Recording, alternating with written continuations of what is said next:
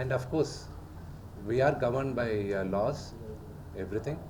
It's an open book. You know, they can come.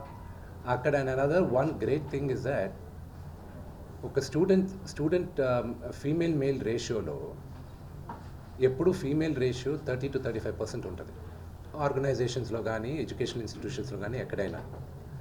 Mohan Babu యూనివర్సిటీలో 53% women ఉన్నారు, girl child. దానికి ఒకే ఒక reason, because chancellor Mohan Babu గారిని నమ్మి, ఆయన క్రమశిక్షణని నమ్మి తల్లిదండ్రులు అక్కడ చేర్పిస్తున్నారు. సో అది మాకు దేవాలయం, యూనో, అది మా గుడి. గుడి గురించి తప్పుగా మాట్లాడితే అది దట్స్ నాట్ రైట్. సార్ రెండు వైపుల నుంచి ఎఫ్ఐఆర్ అయ్యారు సార్, రెండు వైపుల నుంచి ఎఫ్ఐఆర్ అయ్యాయి. తమ్ముడు అయితే నాన్న పోలీసులు సపోర్ట్ చేస్తున్నాను, నాన్న అయితే ముఖ్యంగా రాజకీయ నాయకులు ఒత్తిళ్ల మీద పోలీసులు పనిచేస్తున్నారు. ఈ సమస్య పరిష్కారం సార్ లీగల్ ఏమండి, ఒక నిమిషం. అది మీరు అన్న దాంట్లో కొంతవరకు సెకండ్ పాయింట్లో న్యాయం ఉంది. అది ఇప్పుడు బయట చెప్పుకోవట్లేదు, ఎందుకంటే అది పొలిటికల్గా ఒక అన్నెసెసరీ ఇది ఉంది. అది మెల్లగా మేము మాట్లాడుతున్నాం. ఫ్యామిలీ రిజాల్వ్ చేసుకోవాలి, family will resolve it. Vishnu గారు, మనోజ్లో ఈ మార్పు ఎప్పటి నుంచి వచ్చింది? ఒక అన్నగా ఇది కరెక్ట్ కాదు అని మీరు కుటుంబంలోని సమస్యను పరిష్కరించుకునే ప్రయత్నం ఏమైనా చేశారా, లేకపోతే మనోజ్ను ఒంటరినే చేయాలని అనుకున్నారా? సారీ, గతంలో ఒక వీడియో వస్తే ఇదంతా కూడా ఫ్రాంక్ వీడియో అని చెప్పేసి జరిగినటువంటి గొడవని కప్పిపుచ్చే ప్రయత్నం చేస్తారు. అంటే మొదటి నుంచి ఈ వివాదం ఉందా, లేకపోతే 2 రోజుల నుంచే ఈ వివాదాలు ఉన్నాయి? I'm not going to answer that question. మనోజ్లో ఈ మార్పు ఎప్పటి నుంచి వచ్చింది? తల్లిదండ్రుల పట్ల వ్యతిరేక భావన మార్పు ఎప్పటి నుంచి వచ్చింది? మీరు ఇది కరెక్ట్ కాదు తమ్ముడు అని మీరు సర్ది చెప్పే ప్రయత్నం ఎప్పుడేం చేశారు? నేను మళ్ళా చెప్తున్నాను, మా నాన్న చేసిన తప్పు ఏదైనా ఉంటే మమ్మల్ని విపరీతంగా ప్రేమించడం. మా నాన్న చేసిన ఒకే ఒక తప్పు అది, మా ముగ్గురిని విపరీతంగా ప్రేమించడం. నేను అదే అడుగుతున్నాను, మీ నాన్నగారు మిమ్మల్ని అంతగా ప్రేమించారు కదా, తమ్ముడు నాన్న ఇంత ప్రేమ చూపిస్తున్నాడు కదా, ఇది కరెక్ట్ కాదు అని మీరు మనోజ్తో ఎప్పుడైనా మాట్లాడారా?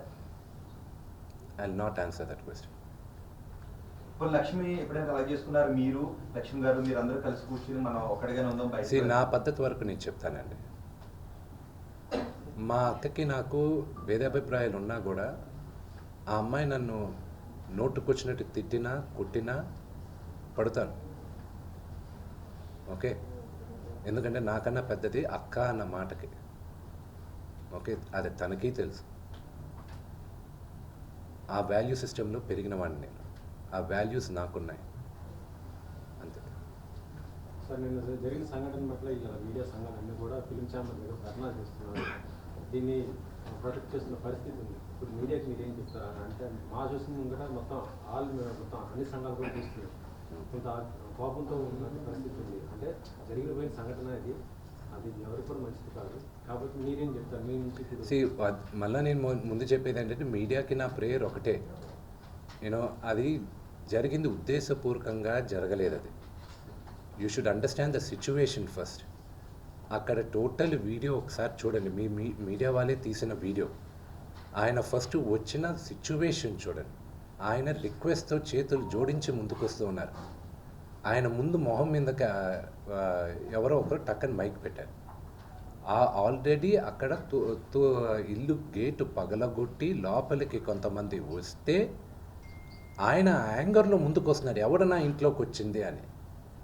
ఆ ఇంట్లోకి వచ్చినప్పుడు మీ ఇంట్లో కూడా, ఐ లాస్ట్ యూ ది సేమ్ క్వశ్చన్, మీ ఇంటికి కూడా మీ మీడియా వాళ్ళు దూసుకొని వస్తే, యూ డోంట్ నో, ఒక 20 మంది 30 మంది బయట వాళ్ళు యూనో గుండాల్లాగా లోపలికి వచ్చి వాళ్ళతో సహా మీడియా వాళ్ళు వస్తే ఎవరు అనుకోవాలి. సో ఆ హీట్ ఆఫ్ ద మూమెంట్లో జరిగిన ఒక చిన్న అన్ఫార్చునేట్ ఇన్సిడెంట్ కానీ ఇన్ని సంవత్సరాల్లో ఎప్పుడైనా మీడియా పైకి ఏదైనా జరిగింది? ఇది 3వ తరం, మీరందరూ కూడా 3వ తరం, the 3rd generation of the 4th generation. మా ఫాదర్తో మీరందరూ తెలిసింది. ఎప్పుడైనా ఇలా జరిగిందా? కానీ ఎప్పుడూ మీడియా, ఎప్పుడు నేను చెప్తున్నాను, నేను పుట్టి పెరిగింది ఫిలిం ఇండస్ట్రీలో, ఎప్పుడూ జర్నలిజం ఆ 5-10% హద్దు మీరేది ఎప్పుడూ నేను చూడలేదండి. నేను పెరిగింది ఈ వాతావరణంలోనే, కానీ ఇట్స్ అన్ఫార్చునేట్ ఆ 5-10% is going out of control. But it's a very unfortunate incident to the entire media fraternity. It is unfortunate what happened. It is not directed at the media at all. ఇప్పుడు మీరు అక్కడికి వెళ్తున్నారని మీకు తెలిసింది ఎక్కడికి hospital కాడికి వెళ్ళేసి లేదు, వాళ్ళ ఫ్యామిలీ మెంబర్స్తో మాట్లాడడం జరిగింది, వాళ్ళతో మేము టచ్లో ఉన్నాం, and we are in talks with them. ఏది జరిగినా ఒక జర్నలిస్ట్ పైన దాడి జరిగింది, సర్జరీ వరకు అతని హెల్త్ కండిషన్ అయ్యింది అని అంటే అది దురదృష్టకరం. 100%. ఇంతమంది మీడియా బయటకు వచ్చి ఆందోళనలు చేస్తున్నాము, ఇట్లాంటివి అంటే ఎంత కోపం ఉన్నా కూడా అంత పెద్ద సీనియర్ ఆయన పొలిటికల్ కూడా ఫెమిలియర్, సినిమాల్లో అంత పెద్ద హీరో అట్లా దాడి చేయడం ఎంతవరకు కరెక్ట్, మీరు ఎంతవరకు సమర్థిస్తారు? మా association గా ఒకటి మీరు పోటీ చెప్తాను, చేస్తున్నప్పుడు కూడా అదే ఎంత support ఒకటి గా చెప్తాను ఏంటంటే,